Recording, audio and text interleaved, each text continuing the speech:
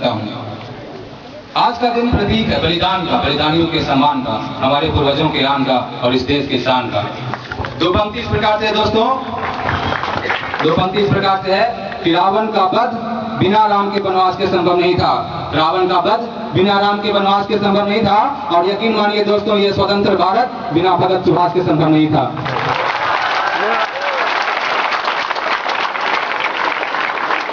हमारे देश में मेहमानों को भगवान समझा जाता है, तो हमने उनको पनाह दिया, हमने उनको पनाह दिया।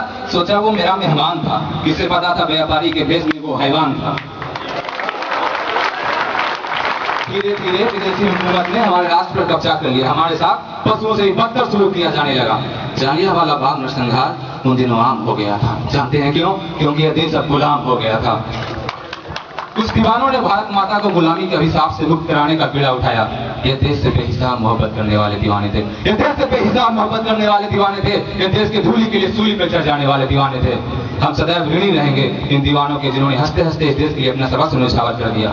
हमारी हंसी के लिए उन्होंने अपनी खुशी कुर्बान कर दी। हमारी हंसी के लिए उन्होंने अपनी खुशी कुर्बान कर दी। इस सरजमी के लिए उन्होंने अपनी जिंदगी कुर्बान कर दी। 15 अगस्त सन 1947 हमारा देश भारत आजाद हुआ।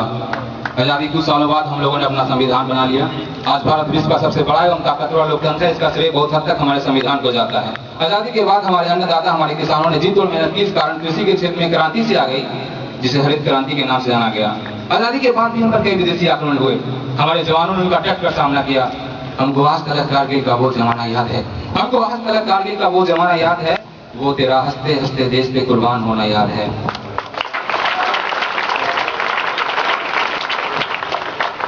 इन विषम परिस्थितियों के बावजूद भारत विज्ञान एवं तकनीकी के क्षेत्र में लगातार नई मिसाइलें कायम करता है। आज मेरा हृदय बार बार इसे दोहराने की कामना कर रहा है वो भाग्य विधान कि जय जवान, जय किसान, जय विज्ञान, जय संविधान। पर कहीं ना कहीं हमें यह सवाल परेशान करता रहता है कि क्या हम अपने स्वतंत्रता सेनानियों की उम्मीदों पर खरा उतर सके? क्या सब कुछ सही हो रहा है? यह सवाल हम एक दूसरे से पूछने को जाएगा, खुद से पूछें तो बेहतर जवाब मिलेगा। भ्रष्टाचार प्रदूषण के बाती फैले ही जा रहा है। करोड़ों लोग आज ही भूखे सोते हैं, लाखों लोग आज ही भूखे मरते हैं। बच्चे जिन्हें स्कूल जाना चाहिए काम पर जा रहे हैं। आज हमारी इच्छाएं इतनी बढ़ गई है दोस्तों कि खुद से ऊपर उठकर सोचने का समय ही नहीं है हमारे पास। आज स्वार्थ देश प्रेम पे इस कदर भारी है, आज स्वार्थ देश प्रेम पे इस कदर भारी है कि न जनता को वोटिंग से मतलब है और न नेता को देश सेवा प्यारी है। और आज क्या जरूरत है विदेशी आक्रमण की? जब आपस में इतनी मारामारी है, बड़े बड़े वादे किए जाते हैं, निभाए कितने जाते हैं, किसी से छुपा है? कहां तो बिजली तय था हर एक घर के लिए, कहां तो बिजली तय था हर एक घर के लिए, कहां चिराग नसीब नहीं पूरे शहर के लिए। रक्षक बने बैठे हैं, उनकी बातें अब खोखली नजर आती हैं, खोखली। कहां तो बिजली तय था हर एक घर के लिए, कहां चिराग नसीब नहीं पूरे शहर के लिए। यहाँ पेड़ों के छांव में भी धूप लगती है, मैं बेकरार हूं आवाज में असर के लिए। आज हर किसी को बड़ा नहीं बनना है, क्या तरीका कुछ भी हो। उनके लिए दो पंक्ति है दोस्तों कि तैरने के लिए पानी का होना जरूरी है, तैरने के लिए पानी का होना जरूरी है, और बड़ा आदमी बनने के लिए बड़े आदमी बनना जरूरी है।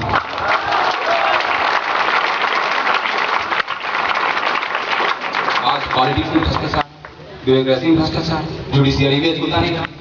In a world where everyone has got a tail, one without it is considered to be handicapped.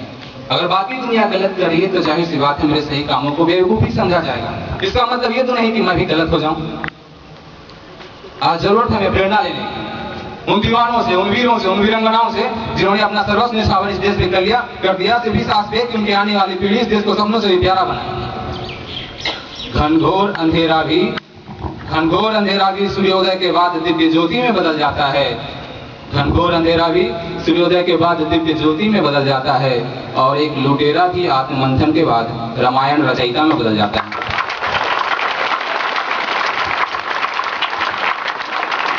समाज की बुराइयों को समाप्त करने के लिए, भ्रष्टाचार को समाप्त करने के लिए आत्ममंथन की जरूरत है, आत्मविवेचना की जरूरत है। आसमान ऊंचा लहराते लहराते इस तिरंगे के साए में आइए हम सब मिलकर संकल्प में कि ओ दीवानों, ओ वीरों, ओ वीरंगनाओं, हम आपकी कुर्बानियों को व्यर्थ नहीं जाने देंगे।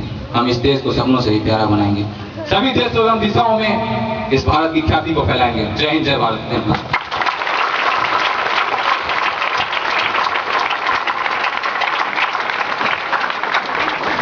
धन्यवाद सर, अभिनंदन करता हूँ। आज का दिन प्रतीक है बलिदान का, बलिदानियों के सम्मान का।